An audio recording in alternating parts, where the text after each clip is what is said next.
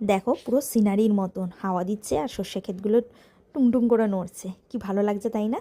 আমার তো খুব ভালো লাগে। তোমাদের কার কার ভালো লাগে আমাকে অবশ্যই জানিও। সামনে দেখো একটা নালা আছে, সারা মাঠ জুড়ে পুরো জল সাপ্লাই করে চাষের জন্য। নদী থেকে আমাদের এখানে জল সাপ্লাই হয়, আমাদের সামনেই নদী আছে। আর সারা মাঠ দেখো দূর দূর পুরো সর্ষে ক্ষেতে এখানটায় পুরো ভরে আছে হলুদ ফুল। কি ভারী মিষ্টি লাগছে তাই না? কিছুটা জায়গা আবার দেখো এখানটা আবার কিছু চাষ করেছে।